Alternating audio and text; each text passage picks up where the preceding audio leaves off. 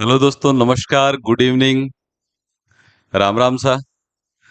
तो लेके आए हूँ आपके लिए बहुत ही शानदार क्वेश्चंस जो अक्सर परीक्षाओं में पूछे जाते हैं। ठीक है, तो हमने जो इंजन पार्ट्सों के बारे में पढ़ा था उसी से संबंधित ये क्वेश्चंस हैं। तो फटाफट के अंदाज में क्लास में जुड़ जाइए और क्वेश्चन जो है उनको करते हैं सुचारू रूप से। देखिए, अपना रिस्पॉन्स है वो दीजिए, है ना। देखिए, आपकी स्क्रीन पे जो पहला क्वेश्चन है उसमें क्या दिया गया है।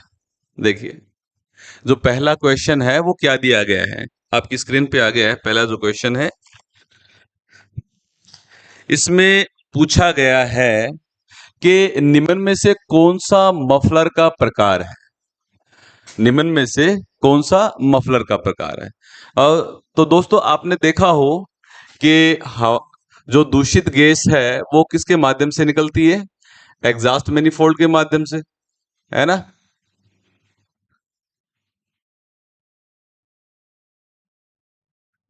एग्जॉस्ट मैनिफोल्ड है, उसके माध्यम से दूषित गैस निकलती है। साइलेंसर होता है, और जो साइलेंसर होता है उसके बीच में एक इस तरीके की सी आवर्ती बीच में बनी रहती है, आपने देखा हो। ठीक है, यहां जो है एग्जॉस्ट मैनिफोल्ड है,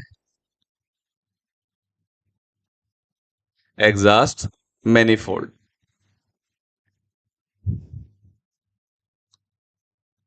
ठीक है, एग्जॉस्ट मैनिफोल्ड के आगे क्या है? ये साइलेंसर है।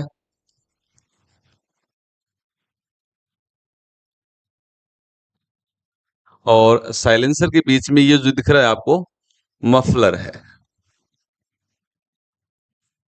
ठीक है दोस्तों, तो एग्जॉस्ट गैसेस जो निकलती हैं तो काफी प्रेशर के साथ में निकलती हैं। लगभग 55 से 85 psi के करीबन इनका प्रेशर होता है। लाइट मोटर व्हीकल से जब देख लें तो मफलर क्या करता है, इसकी जो साउंडिंग है ना, इसकी जो आवाज है उसकी साउंडिंग को ठीक करता है। ठीक है, यानी कि यहां से जब ये एग्जॉस्ट गैस से होके गुजरती हैं तो इनकी साउंडिंग है वो स्लो, यानी कि मध्यम करके, ताकि जिससे कोई परेशानी ना हो। ठीक है, उस आवाज से। तो ये मफलर का काम है उस साउंडिंग को ठीक करना। तो इसमें ये बताया गया है निम्न में से कौन सा मफलर का प्रकार है। तो देखिए, नंबर एक पे है बफलर प्रकार, नंबर दो है अनुनाद प्रकार, नंबर तीन है तरंग निरसन प्रकार, और चार में है ये सभी। ये सभी। तो दोस्तों, मैं आपको बता दूं कि इसका जो राइट आंसर है वो कौन सा है? बफलर प्रकार। कौन सा होता है? बफलर प्रकार। वैसे ये जो होते हैं मफलर, ये तीन प्रकार के होते हैं। विपरीत प्रवाह मफलर होता है जिसमें, और एक मफलर मध्यम होता है, और तीसरा जो है बफलर बफल प्रकार का जो है वो मफलर होता है। तो इसमें जो प्रकार है वो कौन सा है? बफल।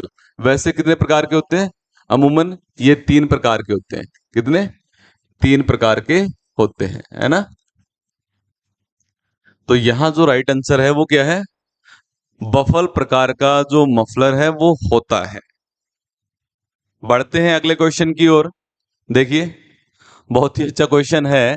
इसमें ये पूछा गया है दोस्तों कि भी लगभग 0.3 mm का एक वाल्व अंतराल सामान्यतः सामान्य तौर पर यह सुनिश्चित करने के लिए दिया जाता है कि वाल्व पूरी तरह बंद हो जाए। तो ओवरहेड वाल्व इंजन में टेपिट अंतराल क्या होता है? ठीक है, तो ये टेपिट अंतराल है, ये क्या होता है? तो दोस्तों, इसमें जो आंसर दिया गया है, वाल्व टिप और रोकर भुजा। क्या दिया गया है? वाल्व टिप और रोकर भुजा वाले टिप के बीच का अंतराल। दूसरा जो दिया गया है, केम लोब और टेपिट के बीच का अंतराल। ठीक है, तीसरा जो ऑप्शन दिया गया है, वाल्व और वाल्व सीट के बीच का अंतराल, ठीक है, वहां भी दिया जाता है वैसे। और अगला है पुश रोड जो होती है, यानी कि छड़ और टेपिट के बीच का अंतराल, ठीक है। तो दोस्तों मैं आपको एक चित्र के माध्यम से बताता हूं, फिर आप समझ जाओगे। आपने देखा होगा इस तरीके से रोकर आर्म, है ना। रोकर आर्म में जो सिलेंडर हेड में होती है रोकर आर्म असेंबली, और उसके नीचे की ओर जो वाल्व है इस तरीके से बैठा होता है ना। इस तरीके से ये वाल्व है वो बैठा होता है ना। तो ये क्या कह रहा है, ठीक है, ये बोल रहा है यहां का गैप, ठीक है। यहां का जो गैप है, यहाँ पुश रोड होती है आपको पता है, और नीचे ये टिपिट में बैठी रहती है, और केम लोब जो है इसको क्या करती है, दबाती है। तो ये वाल्व को स्प्रिंग के माध्यम से ये जो रोकर है दबाती है, जिससे ये खुलते हैं। तो यहां जो आंसर में पूछा गया है कि भाई लगभग 0.3 mm का एक वाल्व अंतराल सामान्य तौर पर यह सुनिश्चित करने के लिए दिया जाता है कि वाल्व पूरी तरह से बंद हो जाए। तो अब ऊपर वाली बात पे ध्यान नहीं, क्योंकि इसमें देखो भ्रमित करने के लिए दिया गया है। नीचे देखें तो वाल्व, ओवरहेड वाल्व इंजन में टेपिट अंतराल क्या होता है। टेपिट तो आपको पता है कि रोकर आर्म असेंबली, जिसमें जो रोकर होती है और वाल्व टिप के बीच का जो गैप होता है उसे ही क्या बोलते हैं, टेपिट अंतराल बोलते हैं। ऊपर की लैंग्वेज में भ्रमित करने के लिए दी हुई है, ठीक है। तो यहां वाल्व की टिप और रोकर भुजा वाले टिप के बीच का अंतराल, तो ये क्या है, रोकर भुजा, ये क्या है, रोकर भुजा, ठीक है। आपका इंजन का सबसे ऊपरी भाग है सिलेंडर हेड, वहां देखने को मिलेगा रोकर भुजा, और नीचे ये जो स्थान है वाल्व का, ये क्या है, वाल्व की टिप है, वाल्व की टिप। तो इसके बीच का जो अंतराल है वो बताया गया है कितना, 0.3 mm, ठीक है। तो यहां जो राइट आंसर होगा वो क्या होगा, वाल्व टिप और रोकर भुजा वाले टिप के बीच का अंतराल, ठीक है दोस्तों। तो जो लैंग्वेज आने वाली है वो निम्मी पैटर्न में आने वाली है, ठीक है। तो आपको बड़े ही सतर्क तरीके से जो क्वेश्चन का है आंसर देना होगा, ठीक है ना। भ्रमित होने की जरूरत नहीं है इसमें। तो जहां पूछा गया है उस बात पे फोकस कीजिए, ठीक है ना। तो जो क्वेश्चन आएंगे मैं आपको पहले ही बता देता हूं कि निमी पैटर्न पे आने वाले हैं क्वेश्चंस, ठीक है। हम पढ़ रहे हैं जो सीपी नागरा या केबी लाल की जो लैंग्वेज है उनमें पढ़ रहे हैं, ठीक है। तो लेकिन जो क्वेश्चन आएंगे वो निमी पैटर्न में शुद्ध परिष्कृत हिंदी में आने वाले हैं। तो इसी तरीके से जो क्वेश्चन है, क्योंकि आप रोकर आर्म बोलते हैं उसको, लेकिन उसका नाम लिखाएगा रोकर भुजा, ठीक है। फिर ये जो है कि भाई भुजा बोल रहा है, अंतराल गैप को बोलेगा अंतराल, तो इस तरीके से जो भाषा है वो आने वाली है, ठीक है। चलते हैं अगले क्वेश्चन की ओर।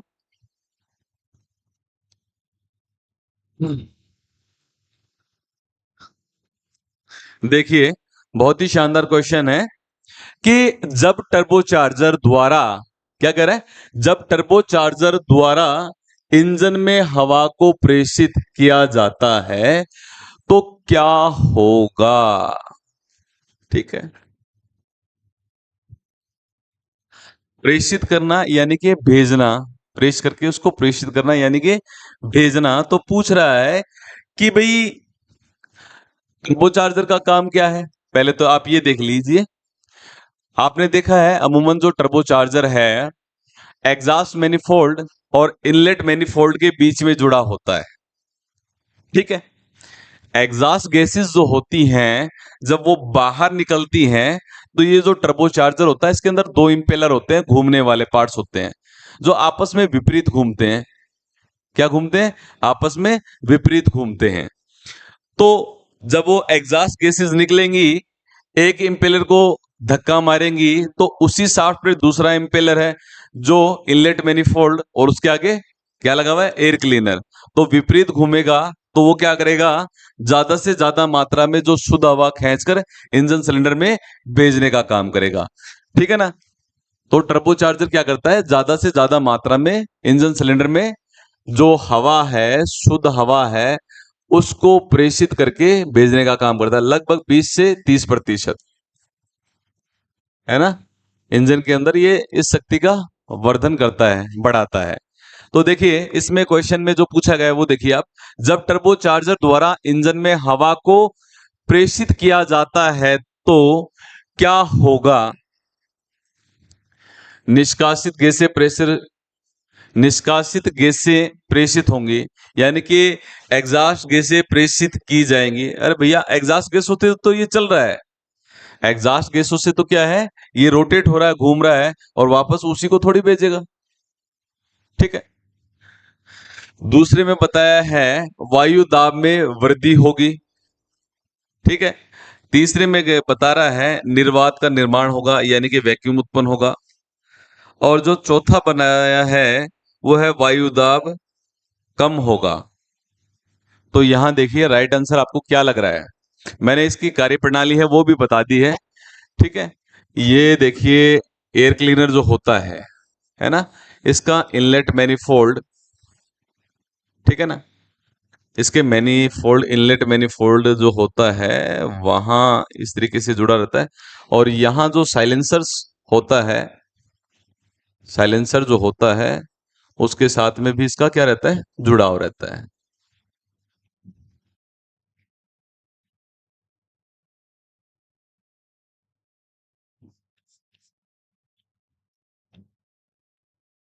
साइलेंसर के साथ में क्या रहता है? इसका जुड़ाव रहता है। एग्जॉस्ट जो गैसें हैं वो निकलती हैं। ठीक है। ये साइलेंसर भी सिलेंडर हेड पे लगा होता है ना? तो यहां से एग्जॉस्ट गैसेस निकलती हैं। ठीक है। वो क्या करती हैं? देखिए यहां से किसको प्रेषित करती है? टर्बोचार्जर को, है ना? और इधर की ओर है ये साइलेंसर।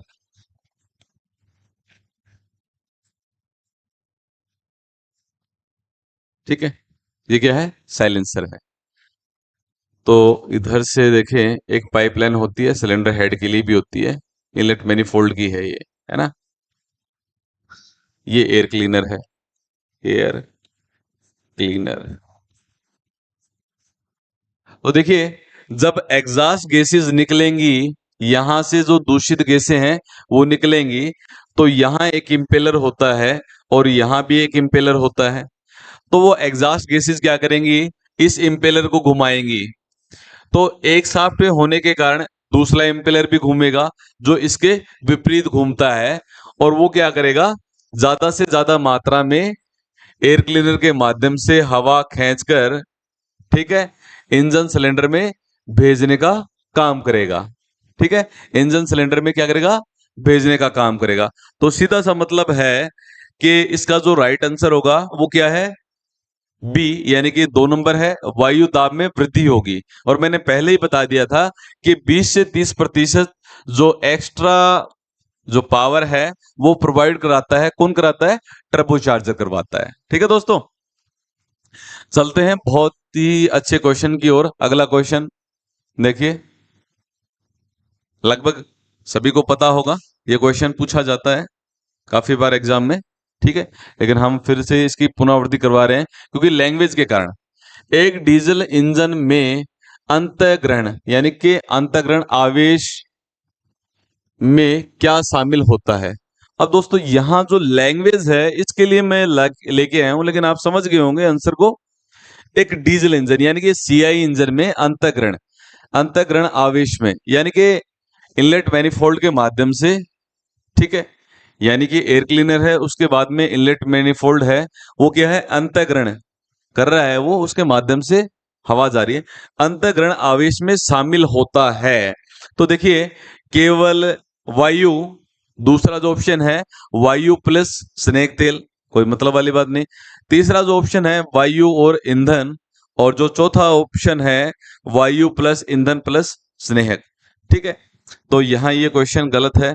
वायु और ईंधन की जब बात होती है तो वहां पेट्रोल जो इंजन है तो वहां हवा और पेट्रोल का मिश्रण आता है। वायु स्नेहक का तो कोई मतलब नहीं इंजन ऑयल का।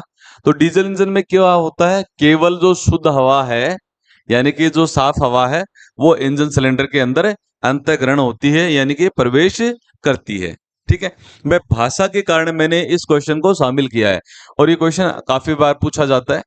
ठीक है, आपको पता है, लेकिन जो ये भाषा है वो क्या कर देती है, आपको दिमाग के अंदर खलबली मचा देती है। तो जो निम्न पैटर्न में क्वेश्चन आने वाले इसी तरीके से भाषा होगी, तो दोस्तों ध्यान रखना है। अगला जो क्वेश्चन है देखें, गीले प्रकार के वायु क्लीनर में तेल का मुख्य कार्य है। देखिए दोस्तों, जो एयर क्लीनर होते हैं, मैंने आपको बताया था पहले भी क्वेश्चन में, वापस से बताता हूं, दो प्रकार के होते हैं। कौन कौन से? एक तो होता है ऑयल बाथ, ऑयल बाथ,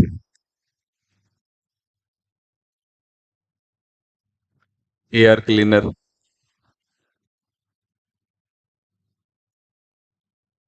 और दूसरा होता है ड्राई एयर क्लीनर। ठीक है, तो जो होता है पहला, जो होता है तेलीय वायु शोधक, हिंदी में क्या बोलते हैं इसको? वायु शोधक, वायु शोधक। एयर क्लीनर को क्या बोला जाता है दोस्तों? वायु शोधक। तो पहला जो है तेलीय वायु शोधक, यानी कि ऑयल बाथ एयर क्लीनर। दूसरा जो है सूखा वायु शोधक, यानी कि ड्राई एयर क्लीनर। तो इसमें ये पूछा है गीले प्रकार, गीला का मतलब है उसमें वेट है, उसमें वजन है, किसका? ऑयल का। तो गीला किस प्रकार का हो गया? तेलीय ऑयल बाथ टाइप हो गया। ठीक है ना? तो कह रहा है कि ऑयल बाथ एयर क्लीनर, यानी कि गीले प्रकार के वायु एयर क्लीनर में तेल का मुख्य कार्य क्या होता है? तो ऑप्शन में दिया गया है वायु में से भारी कणों को अवशोषित करना। बी ऑप्शन में दिया गया है वायुपथ का स्नेह करना। ठीक है, और थर्ड ऑप्शन में दिया गया है वायु को ठंडा करना, और अंतिम ऑप्शन है कंपन को रोकना। तो कंपन से तो कोई मतलब नहीं। ठीक है ना, इंजन में फायरिंग ऑर्डर है, वो कंपन को कम करते हैं, क्योंकि क्रैंक शाफ्ट के अंदर अक्सर ज्यादा कंपन होता है। ठीक है, तो यहाँ जो ए ऑप्शन है, यानी कि पहला नंबर है, वायु में भारी कणों को अवशोषित करता है।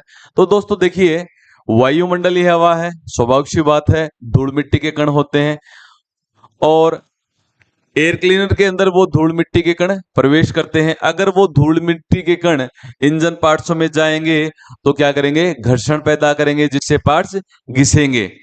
तो यहां जो वायु में जो भारी जो कण होते हैं, उनको ऑयल के माध्यम से क्या हो जाता है, उनके अंदर जो महीन कण है वो ऑयल में रह जाते हैं, और जो बड़े कण है वो फिल्टर से बाहर, केवल शुद्ध हवा है वो इंजन सिलेंडर में प्रवेश करती है, और वो किसके द्वारा? एयर क्लीनर के द्वारा। तो यहां ये जो ऑप्शन होगा, वायु में जो भारी कणों को अवशोषित करना, तो राइट आंसर होगा। ठीक है दोस्तों, समझ में आया होगा। बढ़ते हैं अगले क्वेश्चन की ओर। देखिए, टर्बो चार्जर से संबंधित ही है कि बात हो रही है टरबाइन की। किसकी बात हो रही है? टरबाइन, घूमने वाले जो टरबाइन होते हैं ना। तो यहां दिया गया है कि टरबाइन व्हील, व्हील माने कि पहिया, के टर्बो चार्जर को खालिस्तान के द्वारा घूर्णित किया जाता है। ठीक है, देखिए, केम शाफ्ट, दूसरा है क्रैंक शाफ्ट, तीसरा है निष्कासित निकासी गैसों के द्वारा, और चौथा ऑप्शन है संपीड़ित के द्वारा। देखिए, पहले टर्बो चार्जर से पहले जो यूज किया जाता था वो होता था सुपर चार्जर, सुपर चार्जर। तो दोस्तों सुपर चार्जर जो होता था, इंजन की जो केम शाफ्ट है उसके माध्यम से ऑपरेट होता था। इसका भी काम क्या था कि ज्यादा से ज्यादा मात्रा में जो हवा है खींच के इंजन सिलेंडर में भेजने का काम था। लेकिन दोस्तों क्या था कि ये इंजन की केमशाफ्ट के माध्यम से चलता था सुपरचार्जर, तो जितनी हवा खींच के इंजन सिलेंडर में भेजता तो उतनी ताकत अपने अंदर भी वे कर लेता था, क्योंकि ऑपरेट किससे होता था? केमशाफ्ट से, इंजन के पुर्जों से। तो इसे चलाने में भी तो ताकत वे होती थी। ठीक है, तो ये ज्यादा प्रचलन में नहीं रहा और आजकल ये बंद है। ठीक है ना। और इसकी जगह किसका उपयोग करने जाने लगा? टर्बोचार्जर का। ठीक है, किसका उपयोग किया जाने लगा? टर्बोचार्जर। तो पहले क्वेश्चन में भी मैंने आपको बताया था कि टर्बोचार्जर के बारे में आया था कि ज्यादा से ज्यादा मात्रा में शुद्ध हवा खींच के भेजता है, और मैंने आपको एक डायग्राम के माध्यम से बताया था कि ये चलता किससे है? निकासी गैस यानी कि एग्जॉस्ट गैसों के माध्यम से। कहा? एग्जॉस्ट गैसेस होती हैं, जो दूषित गैसेस होती हैं, उनके माध्यम से क्या होता है? ये ऑपरेट होता है, चलता है। तो यहां जो राइट आंसर होगा वो क्या होगा? इसका नंबर 3, यानी कि निकासी गैस। ठीक है, इसका जो राइट आंसर होगा वो क्या होगा? निकासी गैस। बढ़ते हैं अगले क्वेश्चन की ओर। देखिए दोस्तों, आ ही गया सुपर चार्जिंग का भी, है ना, बात कर रहे थे तो क्वेश्चन आ ही गया है। सुपर चार्जिंग प्रक्रिया क्या बताया गया है? सुपर चार्जिंग की प्रक्रिया क्या है? तो ऑप्शन में दिया गया है आसपास के वातावरण के घनत्व से अधिक घनत्व पर वायु के साथ इंजन के अंतःकरण की आपूर्ति करना। दूसरा है बलकृत ठंडी हवा प्रदान करना। तीसरा ऑप्शन है अधिक भार बढ़ाने के लिए अतिरिक्त ईंधन डालना। तो ईंधन से तो कोई मतलब नहीं है। ठीक है, ईंधन के लिए तो एफआईपी पंप है, और पेट्रोल इंजन के लिए आपको पता ही है कार्बोरेटर है, और आजकल तो कॉमन रेल है वो यूज करी जाने लगी, तो यहां तो कोई मतलब नहीं। अगला ऑप्शन है दहन उत्पादन को पूर्ण रूप से हटाने के लिए संपीड़ित हवा को आपूर्ति करना। तो यहां देखिए दहन उत्पादों को पूर्ण रूप से हटाने के लिए क्रैंकेस वेंटिलेशन की बात हो रही है, यहां तो कुछ ऐसा नहीं है। तो देखिए मैंने अभी आपको बताया था जो सुपर चार्जर है ऑपरेट किससे होता है? केम शाफ्ट से। सुपर चार्जर किससे ऑपरेट होता था? केम शाफ्ट से। ठीक है, और इसका भी काम क्या था? जो टर्बो चार्जर है करता था वही, यानी कि ज्यादा से ज्यादा मात्रा में शुद्ध हवा खींच के इंजन सिलेंडर को भेजना। तो यहां जो राइट आंसर है वो क्या है? इसका 1 है, नंबर 1 है आसपास के वातावरण, यानी कि ये जो वायुमंडलीय हवा है, एटमॉस्फेरिक जो प्रेशर है, वहां से आसपास की वातावरण के घनत्व से अधिक घनत्व पर जो वायु के साथ इंजन के अंतःकरण की आपूर्ति करना, यानी कि इंजन सिलेंडर के अंदर जो वायु है उसे प्रवेश कराना। ठीक है, तो डीजल इंजन की बात हो तो केवल शुद्ध हवा, और पेट्रोल इंजन की बात होती है तो हवा और पेट्रोल का मिश्रण। ठीक है, बढ़ते हैं अगले क्वेश्चन की ओर। देखिए अगला जो क्वेश्चन है 9 नंबर, इसमें देखिए क्या बताया गया है। निम्नलिखित में से कौन सा इंजन निकासी प्रणाली का भाग नहीं है? निकासी यानी कि जो एग्जॉस्ट गैसेस होती हैं, क्या? एग्जॉस्ट गैसेस,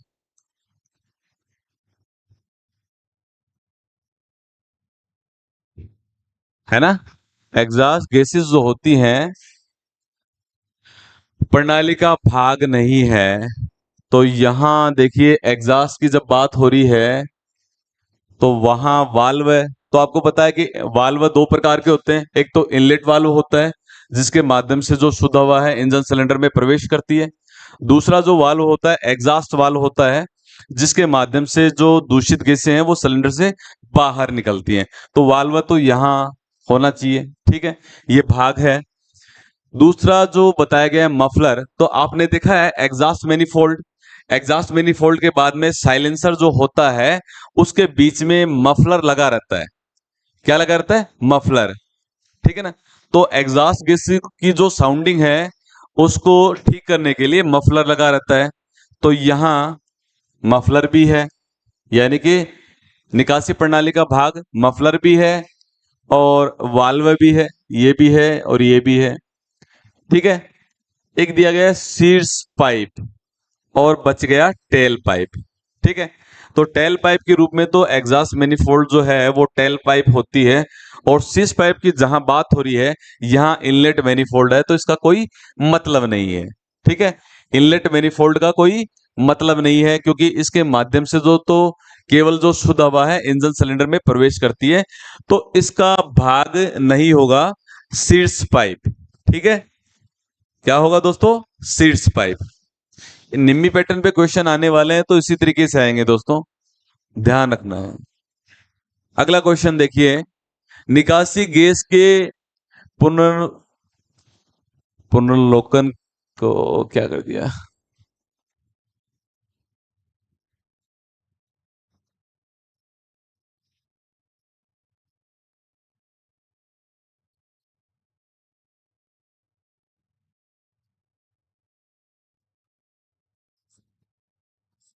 यह पुनर्वालोकन, निकासी गैसों के पुनर्वालोकन का क्या नुकसान होता है, यानी कि रीसर्कुलेट।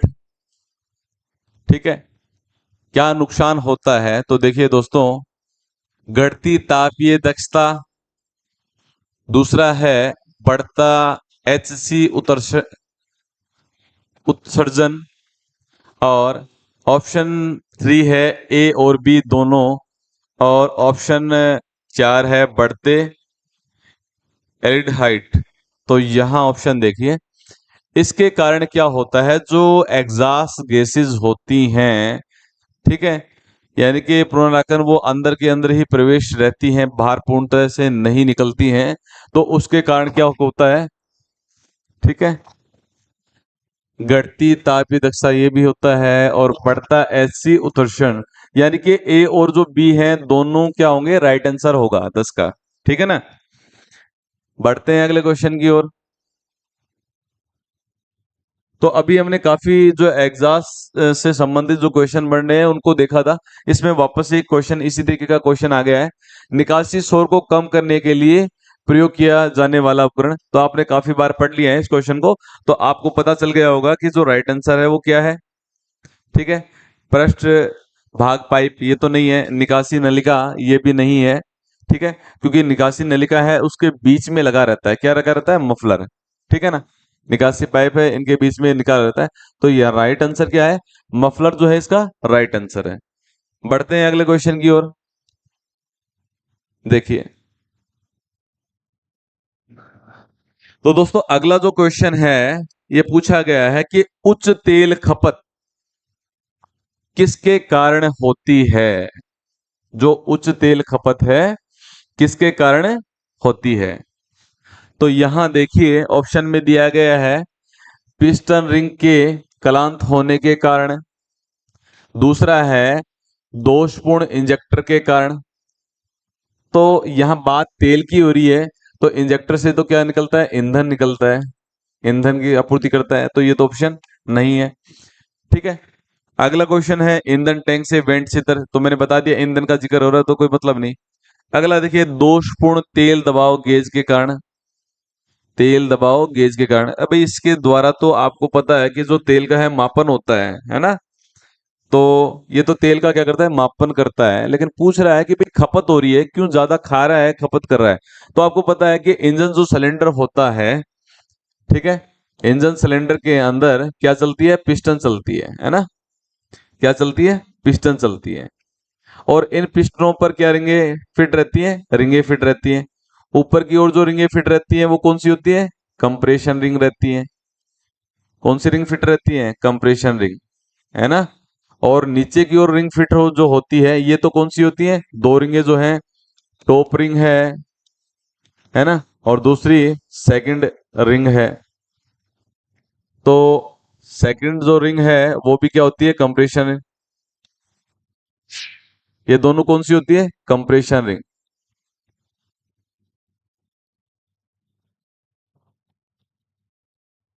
कंप्रेशन रिंग यानी कि संपीड़न छल्ला, हिंदी में बोला जाता है इनको संपीड़न छल्ला। और नीचे की ओर है तेल खुरचनी, यानी कि ऑयल स्क्रैपर रिंग। कौन सी? ऑयल, तेल खुरचनी बोलो चाहिए इसको, तेल खुरचनी।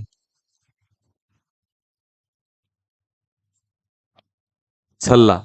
हिंदी में नाम इसी तरीके से आने वाले हैं निम्न पैटर्न में, ठीक है ना।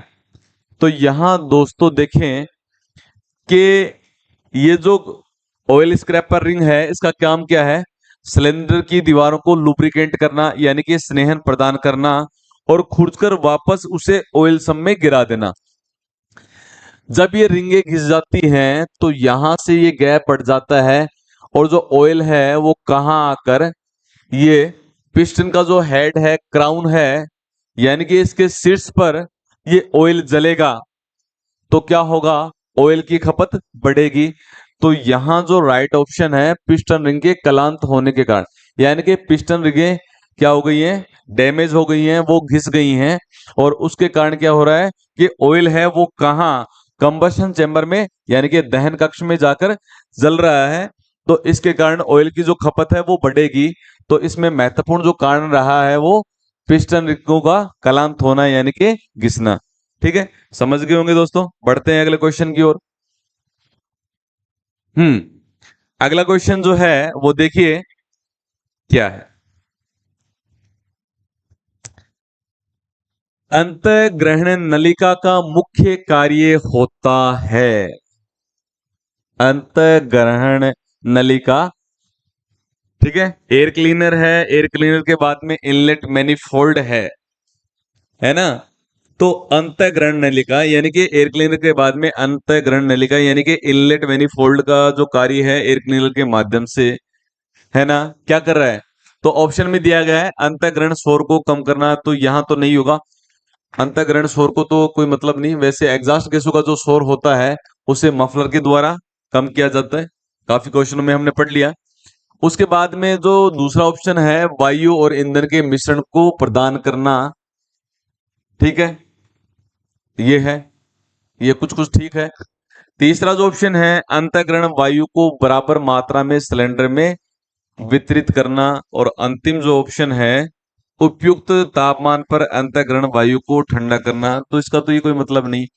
तो यहां जो ऑप्शन है 3 यानी कि अंतःग्रहण वायु यानी कि ग्रहण करने वाली वायु को बराबर मात्रा में सिलेंडर के अंदर क्या करना है, वितरित करना यानी कि भेजना, उसको बांटकर भेजना। तो राइट आंसर यहां जो होगा वो क्या होगा, 3 होगा। ठीक है, नंबर 3 है इसका राइट आंसर। ठीक है, बढ़ते हैं अगले क्वेश्चन की ओर। देखिए दोस्तों, वापस भी टर्बो चार्जर का और आ गया क्वेश्चन, है ना। तो देखिए, टर्बो चार्जर के कारण इंजन में वायु का सेवन क्या होता है, घटता है क्या, है भाई। दूसरा जो ऑप्शन है बढ़ता है, तीसरा है समान रहता है, इसमें कोई बदलाव नहीं होता। तो टर्बो चार्जर इसीलिए लगाया जाता है कि ज्यादा से ज्यादा मात्रा में इंजन सिलेंडर के अंदर जो हवा है वो प्रेषित हो। तो यहां जो राइट ऑप्शन होगा वो क्या होगा, बढ़ता है। ठीक है ना, इंजन सिलेंडर के अंदर ज्यादा से ज्यादा मात्रा में जो वायु की आपूर्ति करता है, तो यहां क्या होगा, सेवन बढ़ता है। चलते हैं अगले क्वेश्चन की ओर। देखिए दोस्तों, एक 4 स्ट्रोक, कौन सा, एक 4 स्ट्रोक जो डीजल इंजन है उसमें क्या होता है, एक वाल्व, दो वाल्व, तीन वाल्व या 4 वाल्व। तो आपको पता है कि 4 सिलेंडर इंजन है तो प्रत्येक सिलेंडर के लिए एक दो वाल्वों की व्यवस्था होती है। ठीक है, 4 सिलेंडर होगा तो उसमें 8 वाल्व होंगे, 4 इनलेट होंगे, 4 एग्जॉस्ट होंगे, है कि नहीं। तो यहां जब सिलेंडर के अनुसार जब बात हो रही है, प्रत्येक सिलेंडर की जब बात हो रही है, तो प्रत्येक सिलेंडर के लिए कितने वाल्व की व्यवस्था होती है, एक होता है, दो हो, तीन, चार। तो यहां देखिए आप, प्रत्येक सिलेंडर के लिए जो दो वाल्व है उनकी व्यवस्था, एक तो कौन सा होगा, इनलेट वाल्व है, और दूसरा होगा एग्जॉस्ट वाल्व है, यानी कि दो वाल्वों की व्यवस्था होती है। तो राइट आंसर क्या है इसका, 2 है। बढ़ते हैं अगले क्वेश्चन की ओर। बहुत ही शानदार अच्छा क्वेश्चन आया है दोस्तों। किसी डीजल इंजन का यांत्रिक हृदय यानी कि हार्ट, दिल, बात हो रही है हृदय की, दिल की, है ना।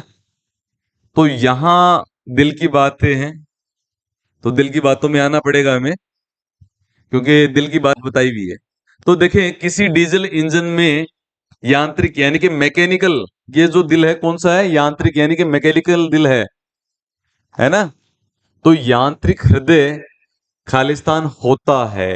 तो देखिए, वायु अंतःग्रहण प्रणाली यानी कि वायु को अंदर पहुंचाने के लिए सिलेंडर में वो प्रणाली। दूसरा जो ऑप्शन है निकासी प्रणाली, तो ये एग्जॉस्ट मैनिफोल्ड के माध्यम से होती है। तीसरा जो ऑप्शन है ईंधन अंतःक्षेपण प्रणाली। और लास्ट ऑप्शन है इंजन प्रारंभिक प्रणाली। तो यहां देखिए दोस्तों, ये जो आंसर है वो राइट है, यानी कि जो फ्यूल है, फ्यूल इंजेक्शन जो पंप होता है, इंजेक्शन जो पंप होता है यानी कि एफ आई पी को डीजल इंजन के अंदर उसका हार्ट यानी कि हृदय बोला जाता है। तो यहां फ्यूल इंजेक्शन जो प्रणाली है उसके माध्यम से क्या होता है, डीजल की सप्लाई होती है। तो यहां हृदय की जब बात होती है तो फ्यूल इंजेक्शन पंप क्या है, उसका हृदय है, यानी कि दिल है, हार्ट है। ठीक है ना। बढ़ते हैं अगले क्वेश्चन की ओर। देखिए, बहुत ही शानदार क्वेश्चन है, भ्रमित करेगा आप।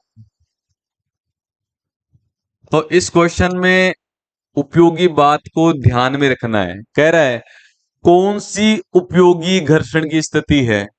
भला घर्षण की स्थिति भी कोई उपयोगी होती है क्या? भला घर्षण की स्थिति भी कोई उपयोगी होती है? भाई घर्षण हो रहा है यानी कि घिसावट हो रही है, तो पार्ट्स घिस रहा है और पार्ट्स घिसेगा तो वहां दिक्कत ही होगी, नहीं क्या? नया पार्ट्स लाना पड़ेगा और उसके लिए पैसे चाहिए। तो ये कह रहा है कि उपयोगी घर्षण की स्थिति देखो, कि घर्षण है वो उपयोगी है, तो पिस्टन रिंग घिसेंगी तो जो ऑयल है वो सिलेंडर कंबशन चेंबर में आके डलेगा, तो वहां फ्यूल की कंजप्शन बढ़ेगी। तो ये ऑप्शन तो क्या है, बिल्कुल गलत है ना।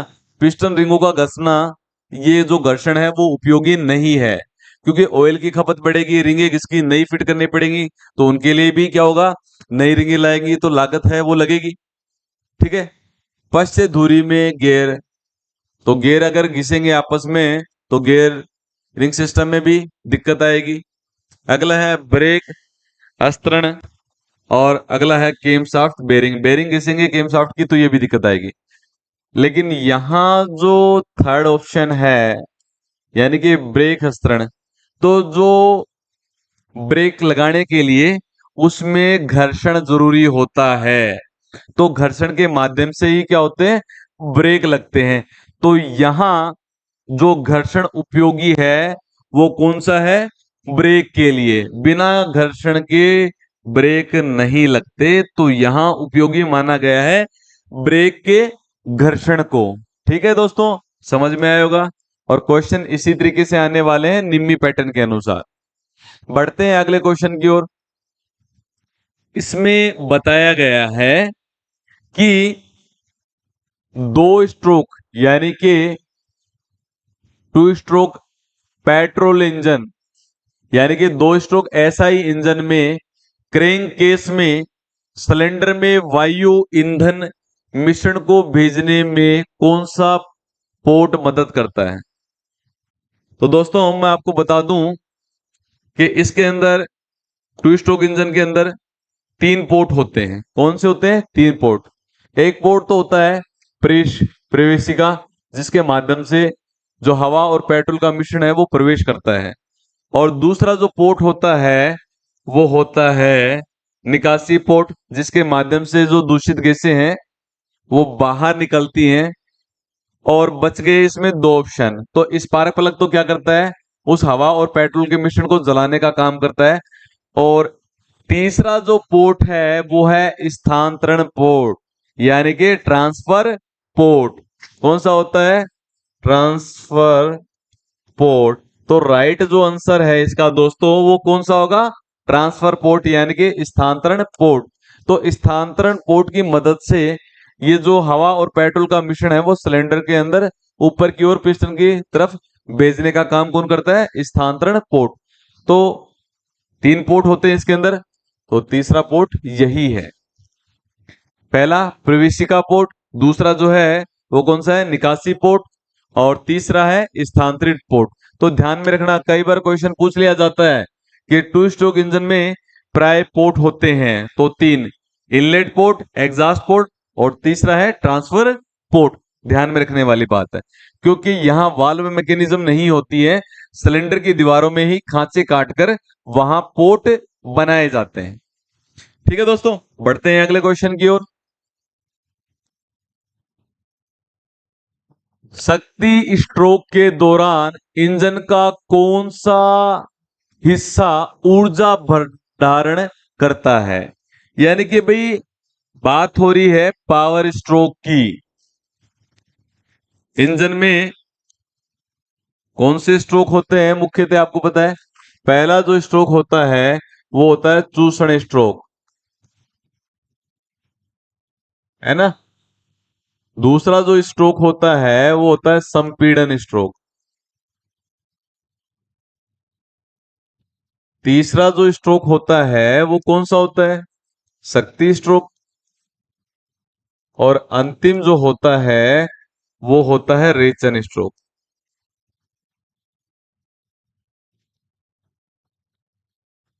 तो दोस्तों यहां पूछा गया है कि पहले स्ट्रोक में तो आपको पता है कि शुद्ध हवा है वो इंजन सिलेंडर के अंदर प्रवेश करती है, यानी कि सक्शन स्ट्रोक के अंदर। इसे क्या बोला जाता है? Suction stroke.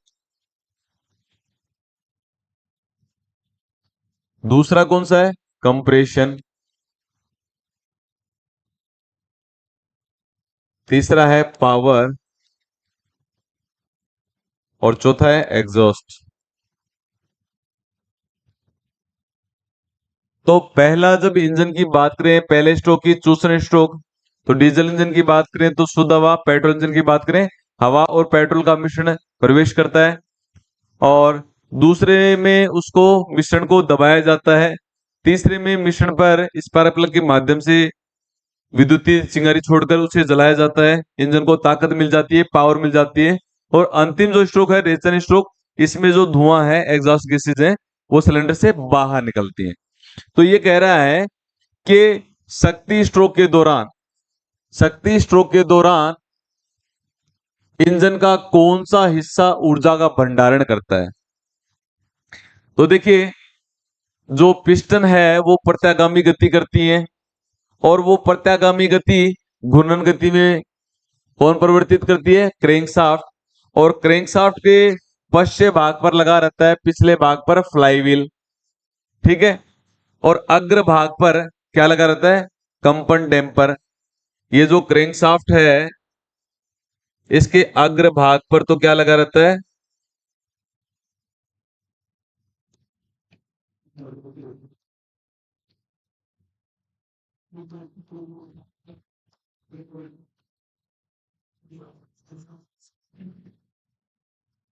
अग्र भाग पर तो वाइब्रेशन डैम्पर लगा रहता है, या डैम्पर पुली बोल लो आप इसको, डैम्पर पुली क्या लगी रहती है? कंपन डैम्पर या डैम्पर पुली। और पश्चिम भाग पर लगा रहता है फ्लाईव्हील, है ना। किस पे? क्रैंकशाफ्ट। ये बीच में है क्रैंकशाफ्ट। तो दोस्तों देखिए, पावर स्ट्रोक के दौरान क्रैंकशाफ्ट जो गति है वो किसको भेजती है? फ्लाईव्हील को। तो ये जो फ्लाईव्हील है उस गतिज ऊर्जा को क्या करता है? संग्रहित कर लेता है। और इंजन के जो 3 सहायक स्ट्रोक हैं, कौन सा? सक्शन, कंप्रेशन और एग्जॉस्ट, इन तीनों स्ट्रोकों को ये फ्लाईव्हील ही पूरा कर देता है, ठीक है। तो यहां जो ऊर्जा का भंडारण करता है वो कौन करता है? फ्लाईव्हील, यानी कि गति पालक चक्र। इसका जो दूसरा नाम है गति पालक चक्र, है ना। तो ये इतनी ऊर्जा संग्रहित कर लेता है। शक्ति स्ट्रोक के बाद में रेचन स्ट्रोक है, इसको भी पूर्ण कर लेता है, और वापस से क्रम में आता है चूषण स्ट्रोक, इसको भी यही ऑपरेट कर देता है, और संपीड़न स्ट्रोक है इसको यही चला देता है। तो इस गतिज ऊर्जा का जो भंडारण करता है वो कौन करता है? फ्लाईव्हील करता है। बढ़ते हैं अगले क्वेश्चन की ओर दोस्तों, बढ़ते हैं अगले क्वेश्चन की ओर, है ना विक्रम जी, है ना? तो यहां देखिए अगला जो क्वेश्चन है, वाल्व प्रक्रिया किसके द्वारा संचालित की जाती है? दोस्तों देखिए,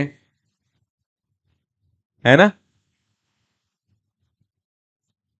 क्वेश्चन बोल रहा है कि वाल्व प्रक्रिया किसके द्वारा संचालित की जाती है। तो आपको पता है क्रैंकशाफ्ट है, ये किसको चलाती है? क्रैंकशाफ्ट के माध्यम से कैमशाफ्ट ऑपरेट होती है ना? और जो फ्लाईव्हील है वो किस पे लगा रहता है? कैमशाफ्ट पे लगा रहता है। और जो टाइमिंग गियर है वो कैमशाफ्ट पे होता है कि नहीं? ठीक है, थोड़ा सा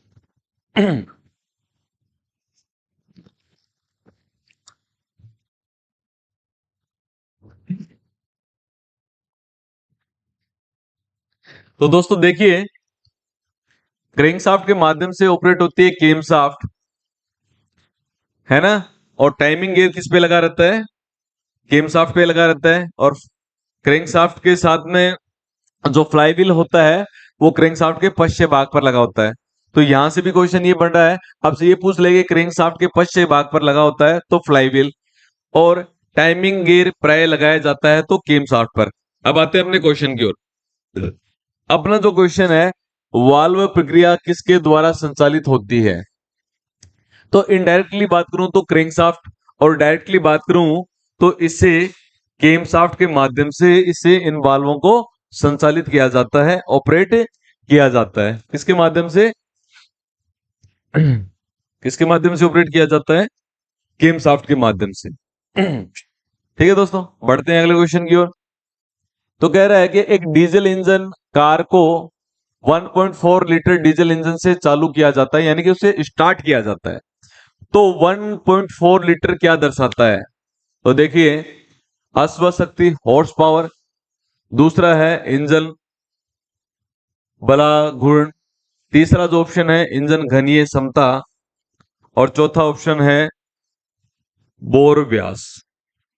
ठीक है, तो यहां जो राइट आंसर है वो देखिए कौन सा होगा? अश्व शक्ति, ठीक है, हॉर्स पावर है, इसका कोई मतलब नहीं। ठीक है, दूसरा जो ऑप्शन है इंजन बल आघूर्ण, ये भी नहीं। तो चालू किया जाता है तो उसका स्टोरेज हो रहा है, वो घन में हो रहा है, अंदर की ओर स्टोरेज हो रहा है, ठीक है ना? तो यहां जो राइट आंसर होगा वो होगा नंबर 3, इंजन की घनीय क्षमता। ठीक है, इससे संबंधित। बढ़ते हैं अगले क्वेश्चन की ओर, ठीक है।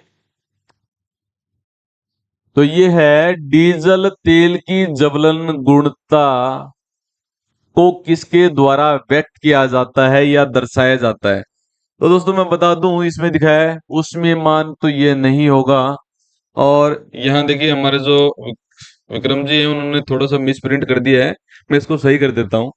यहाँ जो है ये ऑक्टेन नंबर है, ऑक्टेन, है ना? तो ऑक्टेन नंबर जो होता है वो पेट्रोल इंजन के लिए होता है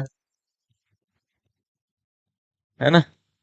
मैं धन्यवाद करना चाहूंगा विक्रम जी का। ठीक है, अगला जो ऑप्शन होता है उसमें है C10 नंबर। तो दोस्तों जो C10 नंबर है ये राइट ऑप्शन है। जो डीजल इंजन जो होता है उसके लिए C10 नंबर के द्वारा उसकी ज्वलन गुणता है उसको दर्शाया जाता है। तो राइट ऑप्शन इसमें क्या है? C10 number. ठीक है दोस्तों, बढ़ते हैं अगले क्वेश्चन की ओर।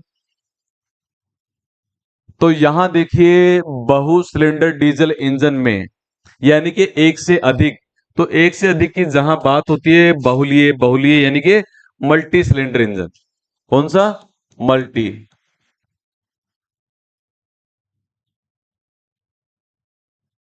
जिसमें एक से अधिक क्या होते हैं? सिलेंडर होते हैं, यानी कि 2, 3, 4, 6, तो वो किस श्रेणी में आता है?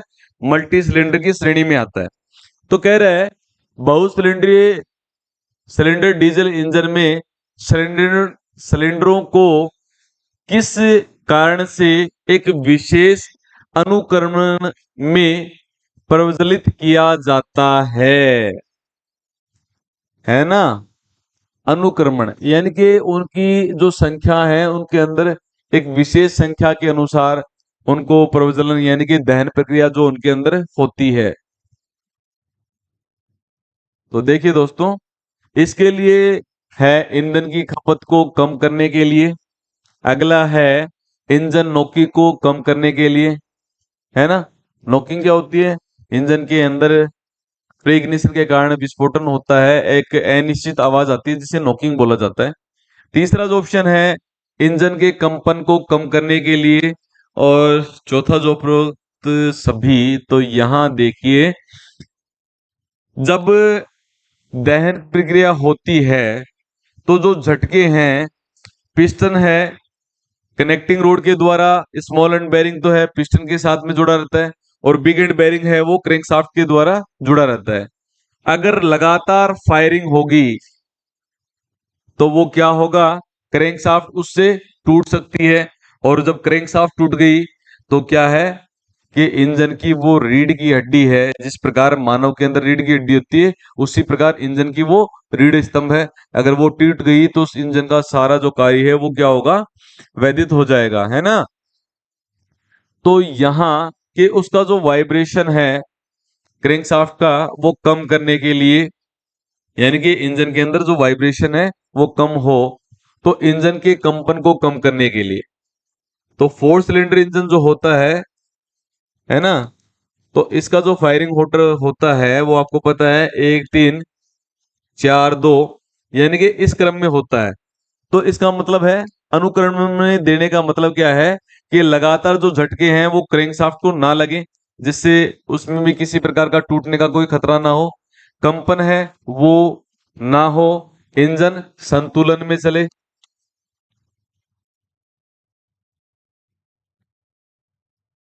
ठीक है, इंजन है वो क्या करे, संतुलित चले। तो इसके लिए क्या किया गया है, इसका अनुक्रमण किया गया है, फायरिंग जो ऑर्डर है वो डिसाइड किया गया है।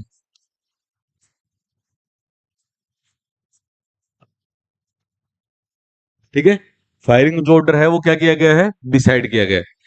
तो दोस्तों, यहां जो राइट आंसर है वो 3 है। बढ़ते हैं अगले क्वेश्चन की ओर। केम की गति किसके माध्यम से वाल्व को स्थानांतरित होती है? तो यहां देखिए ऑप्शन में क्या क्या दिया गया है, वाल्व नलिका के द्वारा, केम शाफ्ट धरनी के द्वारा, दोलन भुजा के द्वारा, ऑप्शन 4 है पिस्टन के द्वारा। तो यहां आपने देखा हो, जो वाल्व है इस तरीके से मैंने पहले भी एक डायग्राम बनाया था, इस तरीके से सिलेंडर हेड में बैठा रहता है ना। और यहाँ आपकी ये रोकर आर्म होती है, ठीक है, और ये पुश रोड यहाँ होती है, पुश रोड गाइड है, और नीचे की ओर जो है ये केम लोब है ना। क्या है, केम लोब है। तो यहाँ केम लोब क्या करेगी, इसको प्रेस करेगी तो वो कहाँ जाएगी, रोकर आर्म को दबाएगी, और रोकर आर्म के माध्यम से क्या होगा, केम की गति किसके माध्यम से वाल्व को स्थानांतरित होती है। तो केम की जो गति है कहाँ गई, पुश रोड, और पुश रोड से वो कहाँ गई, रोकर आर्म। तो रोकर आर्म के माध्यम से ये क्या होगा, ये वाल्व ऑपरेट होंगे। तो यहाँ जो रोकर आर्म है उसको बोला गया है दोलन भुजा। निम्न पैटर्न के अनुसार इसका जो नाम होगा वो क्या होगा, दोलन भुजा। तो राइट आंसर क्या होगा इसका, दोलन भुजा। तो दोस्तों, क्वेश्चन जो है निम्न पैटर्न में इसी तरीके से आने वाले हैं। बढ़ते हैं अगले क्वेश्चन की ओर। तो इसमें बताया गया है, एक डीजल इंजन को चालू करते समय सब स्टार्टर के द्वारा कौन से भाग को घुमाया जाता है? तो आपको पता है कि डीजल इंजन को स्टार्ट करने के लिए आप जब स्टार्टिंग स्विच स्टार्ट करते हैं तो उसमें जो यहां देखिए पहले जो ऑप्शन दिया गया है क्रैंक शाफ्ट, तो ये जो फ्लाईव्हील है क्रैंक शाफ्ट के पश्च भाग यानी कि पिछले भाग पर लगा रहता है ना। केमशाफ्ट जो होती है वो क्रैंकशाफ्ट के माध्यम से ऑपरेट होती है, ये किसके माध्यम से? और कंपन डैम्पर है, ये कहाँ लगा रहता है? क्रैंकशाफ्ट के अग्रभाग पर। कहाँ? क्रैंकशाफ्ट के अग्रभाग पर लगा होता है ये, है ना? इस क्रैंकशाफ्ट के अग्रभाग पर। और पश्चिम भाग पर क्या होता है? फ्लाईव्हील होता है। तो देखिए दोस्तों, जब वाइब्रेशन सॉरी जब स्टार्टर स्विच यानी कि सेल्फ स्टार्टर को ऑन किया जाता है तो वो क्या करता है? फ्लाईव्हील जो होता है, फ्लाईव्हील यानी कि गति पालक चक्कर, इस गति पालक चक्कर के ऊपर क्या होता है? रिंग गियर होता है ना? रिंग गियर होता है। तो ये जो सेल्फ स्टार्टर है इसका जो पिनियन है वो क्या करेगा? सेल्फ स्टार्टर का जो पिनियन है वो आगे बढ़कर इस रिंग गियर से मैच हो जाएगा और इंजन को स्टार्ट करेगा। तो यहां जो राइट आंसर है वो क्या है? फ्लाईव्हील है, यानी कि गति पालक चक्र,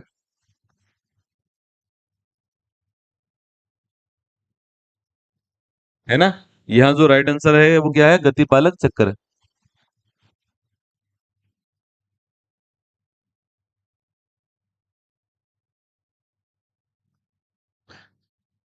गुड इवनिंग आलोक। ठीक है, क्वेश्चन समझ में आ रहे होंगे। तो देखिए, आपके लिए शेड्यूल तो बना रहे हैं हम, और हम सोच रहे हैं कि ज्यादा से ज्यादा समय आपको दें।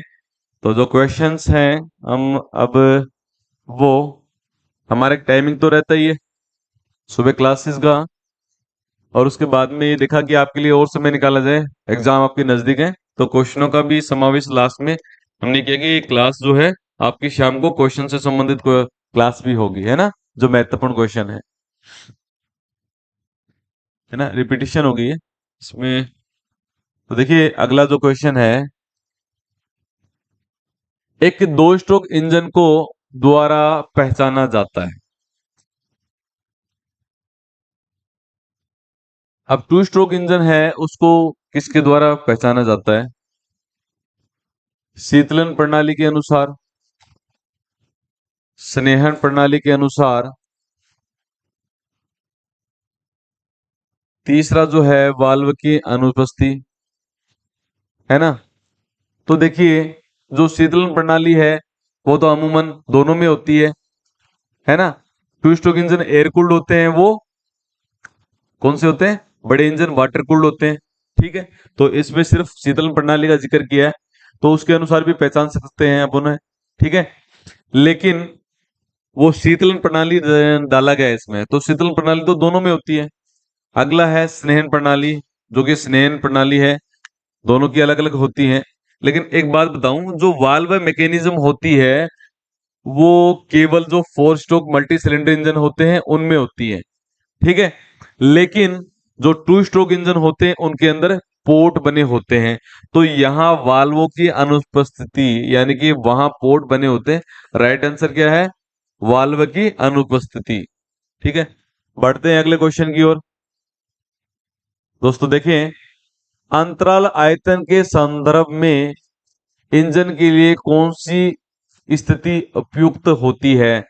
यानी कि टीडीसी पर, इसमें ऑप्शन दिया गया है सिलेंडर में बीडीसी पर पिस्टन, सिलेंडर में बीडीसी के पहले पिस्टन, ऑप्शन है सिलेंडर में टीडीसी पर पिस्टन, सिलेंडर में टीडीसी के नीचे पिस्टन। है दोस्तों, देखिए इसमें क्या क्या ऑप्शन दिया गया है।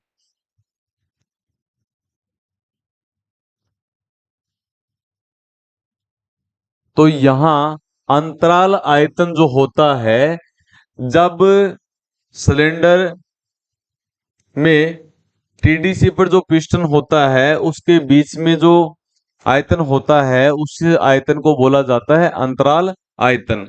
ठीक है, बढ़ते हैं अगले क्वेश्चन की ओर। यहां देखिए, यांत्रिक दक्षता का अनुपात होता है, यांत्रिक दक्षता। तो ऑप्शन में देखिए जो दिया गया है यांत्रिक दक्षता। हम्म, देखो, किसी भी इंजन की जो यांत्रिक दक्षता है यानी कि उसकी जो ताकत है, पावर है, वो कैसे बनेगी, है ना? तो पावर की बात हो रही है, तो साहब खुराक अच्छी चाहिए उसको, है ना। तो इसमें दिया गया ऑप्शन, इंजन में कार्य का आउटपुट और जली हुई ईंधन की ऊर्जा, है ना। तो दक्षता की बात कर रही है ये, तो दक्षता का अनुपात क्या होता है ना। तो यहाँ तो कुछ समझ में नहीं आ रहा है ऐसा। दूसरा है आपूर्ति की गई शक्ति और इंजन में उपलब्ध शक्ति। तीसरा है सिलेंडर में खींचा गया वायु ईंधन का मिश्रण और सिलेंडर का आयतन। और जो अंतिम है, इंजन में उपलब्ध शक्ति और आपूर्ति की गई शक्ति। हाँ भाई, तो राइट आंसर क्या लग रहा है? हम्म। तो यहाँ जो राइट आंसर है क्या है, देखिए, आपूर्ति की गई शक्ति और इंजन में उपलब्ध शक्ति, है ना। तो यहाँ इसका ये जो है वो क्या होगा, राइट आंसर होगा।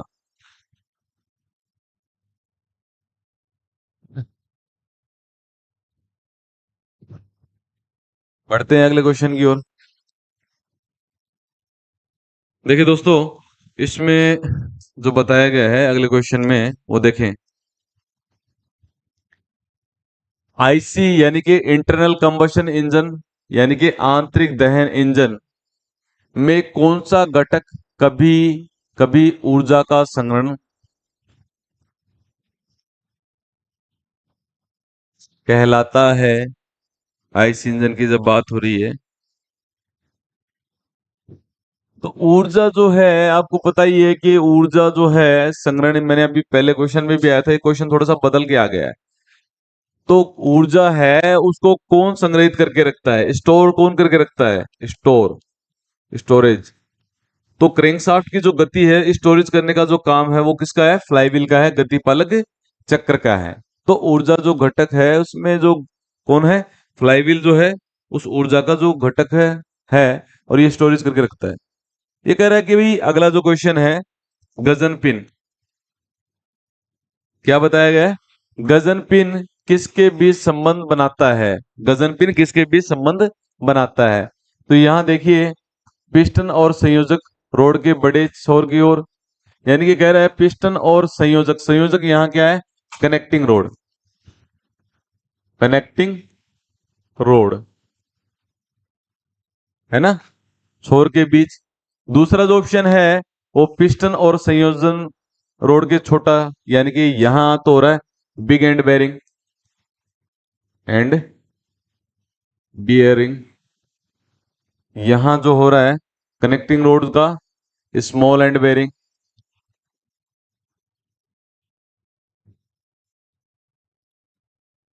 है ना। और संपर्क रोड और क्रैंक शाफ्ट के बीच बड़े और छोटे से छोटे के बीच, ऐसा तो कोई दिख रहा ही नहीं कोई ऑप्शन। ये गलत है, ये भी गलत है। तो यहाँ देखिए, जो पिस्टन होती है, पिस्टन के साथ में जो कनेक्टिंग रोड का स्मॉल एंड बेरिंग है वो क्या रहता है? जुड़ा रहता है। तो पिस्टन और संयोजक, संयोजक रोड यानी कि कनेक्टिंग रोड के छोटे छोर के बीच इनका जो है आपस में संपर्क रहता है। तो राइट आंसर क्या है इसमें? पिस्टन और संयोजक रोड के छोटे छोर के बीच। बढ़ते हैं अगले क्वेश्चन की ओर। तो यहां देखिए, किस इंजन में अधिकतम ईंधन दक्षता होती है? तो यहाँ दोस्तों वी इंजन है। वी इंजन जो होता है अपने अमूमन अपनी इन गाड़ियों के अंदर होता है ना।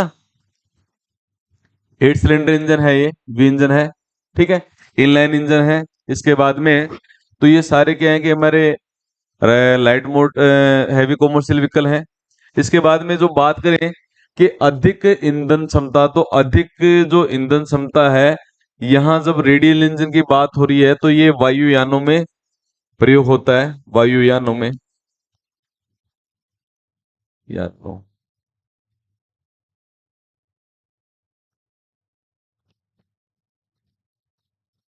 तो वायुयानों में प्रयोग होता है। तो पता है कि रेडियल इंजन जो है अधिक शक्तिशाली भी होगा और इंजन की जो दक्षता है वो इसी में होगी। तो राइट आंसर इसका है रेडियल इंजन, है ना। बढ़ते हैं अगले क्वेश्चन की ओर। तो देखिए दोस्तों, वाहनों में प्रदान किया गया टैकोमीटर किसका मापन करता है? वाहनों में प्रदान किया गया टैकोमीटर किसका मापन करता है? तो दोस्तों देखिए, क्या बताया गया भाई, यहाँ टैकोमीटर जो होता है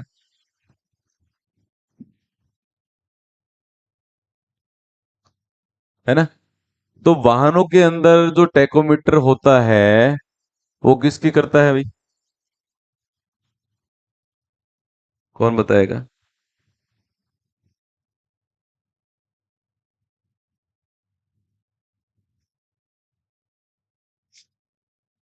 गति का, अंतर का, विशेष गुरुत्व का?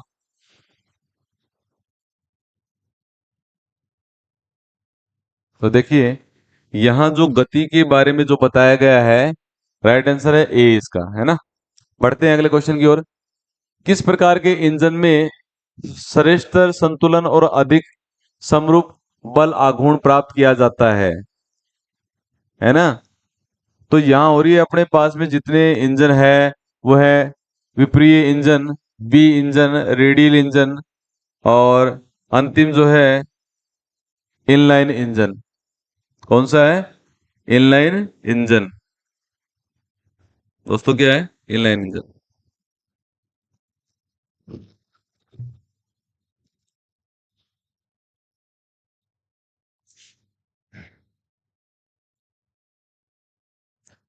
किस प्रकार के इंजन में श्रेष्ठ यानी कि अच्छा जो संतुलन है वो अधिक समरूप बल आघूर्ण, देखिए यानी कि बढ़िया संतुलन है वो किस प्रकार के इंजनों में बनता है? तो आपको मैं बता दूं,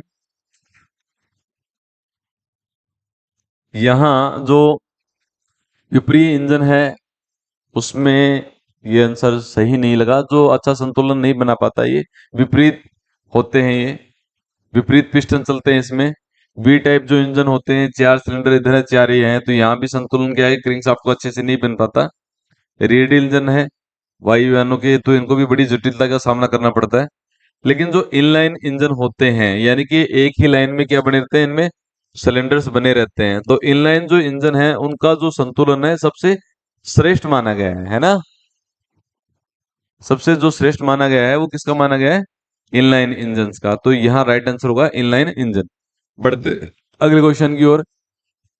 एक सिलेंडर के शीर्ष पर पिस्टन की वह स्थिति जहां पिस्टन इसकी गति की दिशा को शीर्ष से नीचे तक परिवर्तन करता है। तो देखिए, शीर्ष मर्द केंद्र टीडीसी, और दूसरा है निचला मर्द केंद्र बीडीसी, और तीसरा है स्ट्रोक चक्र, और चौथा है चक्र। तो दोस्तों यहाँ जो राइट आंसर है वो क्या होगा, देखिए आप बताइए।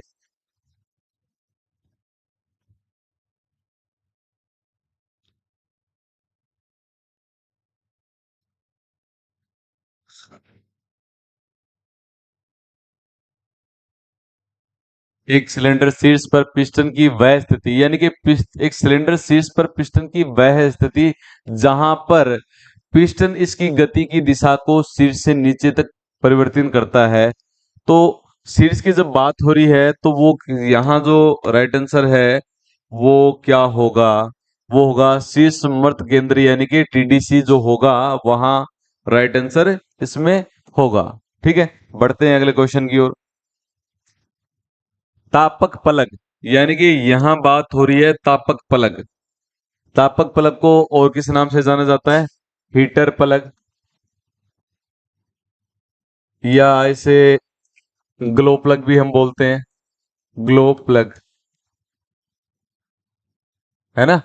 तो तापक प्लग या ग्लो प्लग का प्रयोग किसे गर्म करने के लिए किया जाता है? ईंधन पंप को। अरे भैया ईंधन पंप को गर्म करेंगे तो वहां से जो फ्यूल है वो तो जल्दी जल जाएगा। फीड पंप का कोई मतलब नहीं, ये तो डीजल इंजन में जो फ्यूल टैंक से फ्यूल खींचने का काम करता है।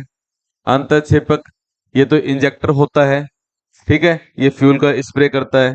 ठीक है, इसको गर्म कर देंगे, कोई मतलब वाली बात नहीं। तो जो गर्म करना होता है वो किसको? दहन कक्ष यानी कि कंबशन चैम्बर, कंबशन चैम्बर। देखिए कई बार जो ठंडा जो मौसम होता है या ठंडे प्रदेशों में, तो जो इंजन का जो तापमान है वो सुचारू रूप से नहीं बन पाता, तो वहां जो कंबशन चैम्बर के अंदर ग्लो प्लग या हीटर प्लग या तापक प्लग लगे रहते हैं, तो उनके माध्यम से जो दहन कक्ष है उसको क्या किया जाता है? गर्म किया जाता है, ताकि जो दहन की प्रक्रिया है वो सुचारू रूप से हो सके। ठीक है, तो यहाँ राइट आंसर था दहन कक्ष। बढ़ते हैं अगले क्वेश्चन की ओर। इसमें बताया गया है कि भाई एक 4 स्ट्रोक आईसी इंजन में केम शाफ्ट की गति क्रेंक शाफ्ट की गति के होती है। ठीक है, तो दोस्तों यहां मैं आपको बताऊं कि जो क्रेंक शाफ्ट जो होती है, ठीक है, पहले स्ट्रोक के अंदर घूमती है 180 डिग्री, और वहां जो घूमती है केम शाफ्ट 90 डिग्री। ठीक है, ये आधा चक्कर पूरा करती है और ये 1/4 चक्कर पूरा करती है। आंसर आपको देना है। ये तो है क्रेंक और ये है केम। ठीक है, पहले स्ट्रोक की बात कर रहा हूं, प्रथम स्ट्रोक में इस तरीके से चलती है। ठीक है, द्वितीय में देखो इसका डबल हो जाएगा, क्रेंक शाफ्ट 360 हो जाएगी। तो यहां ऑप्शन दिया गया है दुगना, दूसरा ऑप्शन है आधा, कोई भी गुण हो सकता है, तीसरा है समान। तो दोस्तों यहां जो केम शाफ्ट है वो देखिए क्रेंक शाफ्ट 180 पे है, तो उससे क्या है आधा, यानी कि 90 है। तो राइट आंसर क्या होगा, आधा, है ना। बढ़ते हैं अगले क्वेश्चन की ओर। उच्च तेल खपत किसके कारण होती है? तो उच्च तेल जो खपत होती है वो आपको मैंने पहले बताया था, पुनरावृत्ति होगी इस पर्सन की। तो इसमें देखिए पिस्टन रिंग के क्लांत होने के कारण है, दूसरा है दोषपूर्ण इंजेक्टर के कारण, तीसरा है ईंधन टैंक में वेंट छिद्र के अवरुद्ध होने के कारण है, और चौथा ऑप्शन है दोषपूर्ण तेल दबाव के कारण। तो जब पिस्टन रिंगे घिस जाती हैं तो जो स्नेक है, यानी कि जो ऑयल है वो ऊपर की ओर जाके जलता है, जिससे ईंधन के सॉरी जिससे तेल की खपत क्या हो जाती है, बढ़ जाती है। ठीक है, तो यहाँ जो आंसर होगा पिस्टन रिंग के क्लांत होने के कारण। बढ़ते हैं अगले क्वेश्चन की ओर।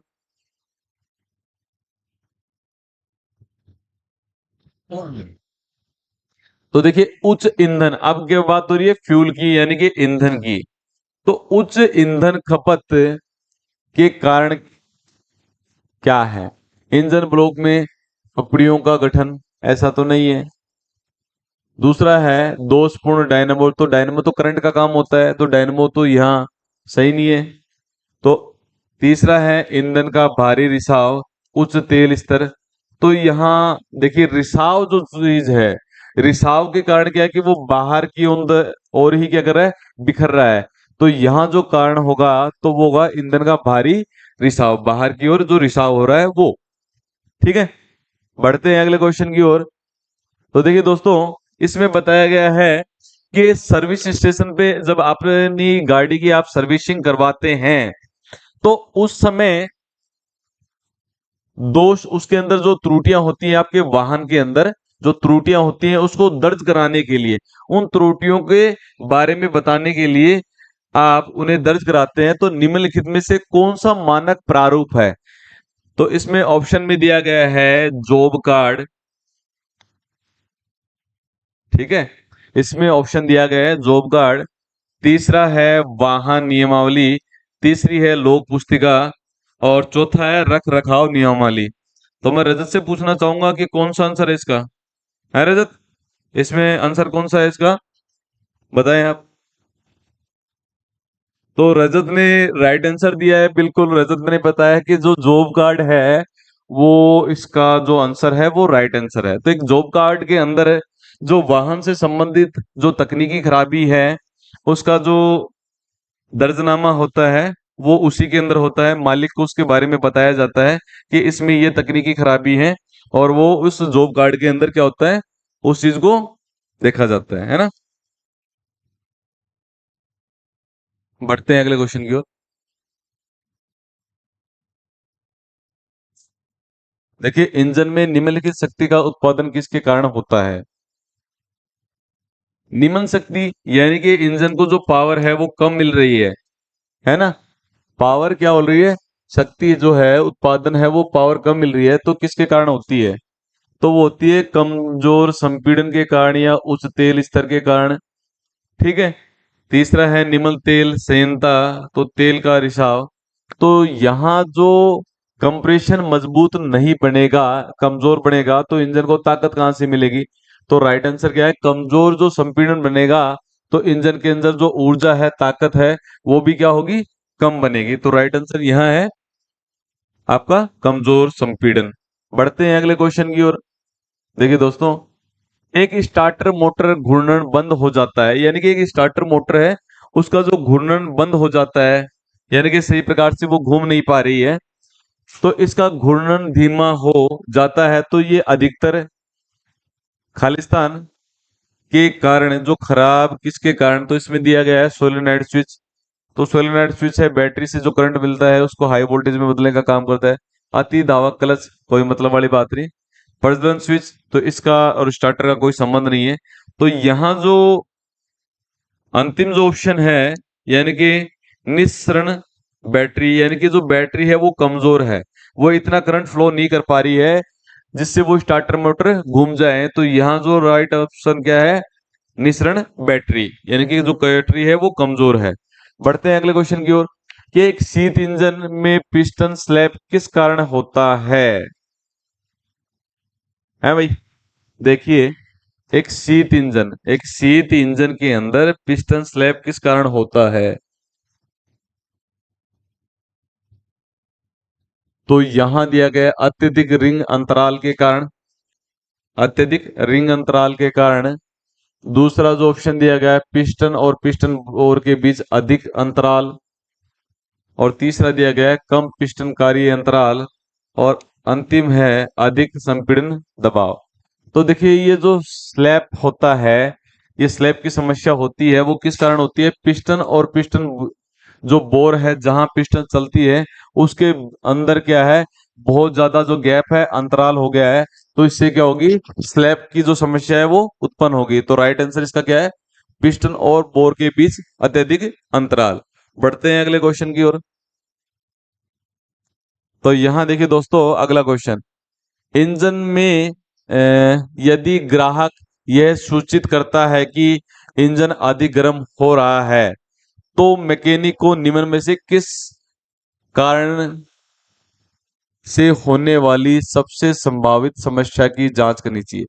कि भाई, जो व्यक्ति है, वाहन चालक है, वो मैकेनिक को जाके बता रहा है कि भाई, कि मेरे वाहन के अंदर जो है वो अधिक जो गर्म है वो हमें प्रतीत हो रहा है, तो क्या करना चाहिए? ठीक है, तो सबसे पहले वो क्या करेगा? अतिरिक्त टेपिड निकासी। तो टेपिड निकासी के लिए तो जो टेपिड कवर है उसको खोलना पड़ेगा, सिलेंडर हेड के लिए जाना पड़ेगा। तो स्टार्टिंग में ही पहले इसको थोड़ी देखेगा। इसके बाद में दोषपूर्ण दाब राहत वाल्व, ये तो बाद की बातें हैं, दाब राहत वाल्व है। क्लांत पिस्टन लाइनर, अब पिस्टन लाइनर वहां रिंगों को जाते ही थोड़ी खोल लेगा, है ना, समस्याएं ये भी हो सकती हैं। तो सबसे पहले तो देखेगा कि जो फैन बेल्ट है वो सही है कि नहीं। तो स्टील जो पंखा बेल्ट है, वो सबसे पहले जो समस्या है वो कारण इसकी बनती है। तो यहाँ राइट जो आंसर होगा वो क्या होगा? स्टील पंखा बेल्ट होगा। बढ़ते हैं अगले क्वेश्चन की ओर। निम्नलिखित में से कौन सा इंजन के अधिक गर्म होने का उपयुक्त कारण है? देखिए दोस्तों, निम्नलिखित में से कौन सा इंजन के अधिक जो गर्म होने का जो मुख्य कारण है वो क्या हो सकता है? तो यहां देखिए, तो ऑप्शन में दिया गया है आपके, जो रेडिएटर है, अवरुद्ध रेडिएटर कोर, है ना, रेडिएटर ट्यूब्स होती हैं और इसके अंदर फिन्स होती हैं, ये अवरुद्ध हो गई हैं। दूसरा है निम्न निम्न निष्क्रिय गति समायोजन। तीसरा है अतिरिक्त वाल्व अंतराल, यानी कि वाल्वों का जो गैप है वो अतिरिक्त है, बढ़ गया है। ठीक है ना, तो उससे तो क्या होगा कि सही समय पर नहीं खुलेंगे ना ही बंद होंगे। तो तीसरा है तेल की बहुत उच्च संयंत्रता। ठीक है, तो यहां देखिए, अगर जो रेडिएटर कोर है वो अवरुद्ध हो गई, तो जो पानी है वो सिलेंडर के अंदर जाएगा और वो रेडिएटर में सही तरीके से क्या होगा, उसके अंदर फ्लो नहीं होगा। तो रेडिएटर ट्यूब में पानी जाता है, वायुमंडलीय हवा उसको क्या करती है, उससे टकराती है, पंखा हवा को अंदर की ओर खींचता है, तो वो रेडिएटर से वो पानी ठंडा होता है। ठीक है, तो यहाँ अगर वो अवरुद्ध हो गई है रेडिएटर कोर, तो इंजन क्या होगा, अधिक गर्म होगा। उसका सबसे मेन कारण क्या है? अवरुद्ध रेडिएटर कोर है। बढ़ते हैं अगले क्वेश्चन की ओर। एक इंजन में अतिरिक्त तेल खपत के कारण हो सकती है। ठीक है, तो यहां जो राइट आंसर है, देखिए, एक इंजन में अतिरिक्त तेल खपत के कारण हो सकती है। दहन कक्ष में तेल का पहुंचना, तेल की उच्च संयंत्रता, निम्न तेल पंप वितरण दाब, और जो अगला है मुख्य बेरिंग संप से माध्यम से तेल का रिसाव। तो यहां देखिए कि भाई ये उच्च संयंत्रता है तो ये कोई कारण नहीं बनता है, और निम्न जो तेल वितरण है ऐसा भी कोई कारण नहीं बनता है। तो यहाँ जो दहन कक्ष है यानी कि कंबशन चैम्बर है, वहां जाकर जो आपका इंजन ऑयल है वो क्या कर रहा है, जल रहा है। तो ऊपर की ओर जलेगा तो क्या है कि वो जो है तेल खत्म होगा, और खत्म होगा तो उसकी जो खपत है वो बढ़ जाएगी। तो राइट आंसर यहाँ क्या होगा, दहन कक्ष तक तेल का पहुंचना। ठीक है, आगे देखें। इंजन में निम्न शक्ति उत्पादन किसके द्वारा होती है? तो पुनरावृत्ति हो गई है, तो यहाँ जो होगी निम्न शक्ति, तो जो कंप्यूर संपीड़न है या जो कंप्रेशन है वो मजबूत नहीं बन रहा, या उच्च तेल स्तर है, निम्न तेल सेनता है, तो यहाँ ऐसा कोई कारण नहीं। कमजोर जो संपीड़न है यानी कि कंबशन जो है, यानी कि जो दबाव है वो सही नहीं बन रहा है हवा का, तो उसमें सही कारण क्या होगा, ये होगा कमजोर संपीड़न। बढ़ते हैं अगले क्वेश्चन की ओर। ठीक है, इसकी भी पुनरावृत्ति हो गई है, पहले मैंने क्वेश्चन दोहरा दिया है ना। बढ़ते हैं अगले क्वेश्चन की, अंतिम क्वेश्चन की ओर, क्योंकि वो रिपीट हो गया था इसलिए मैंने इस क्वेश्चन को बताया नहीं आपको, पीछे आ चुका था वो क्वेश्चन। तो ये क्वेश्चन भी है, देखिए, इंजन में अति ग्राहक, वही रिपीट हो गया ये क्वेश्चन है ना, ये दो क्वेश्चन रिपीट हो गए हैं, है ना। तो देखिए दोस्तों, यहाँ में आपको मैंने जो बताया था स्टील जो पंखा बेल्ट है वो राइट ऑप्शन बताया था। ठीक है, दो क्वेश्चन रिपीट हो गए हैं। ठीक है, तो कोई बात नहीं। तो ये जो क्वेश्चन थे, ऐसे जो क्वेश्चन है निमी पैटर्न पे आपके एग्जाम में आने वाले हैं, तो ध्यान रखिएगा, है ना, सतर्क रहिएगा। और आशा करता हूँ कि आज की जो क्लास है आपको पसंद आई होगी। इसी तरीके से अपनी जो मोस्ट क्लासेस हैं वो होती रहेंगी, और निमी पैटर्न पे आपको मैं क्वेश्चन लेके आऊंगा,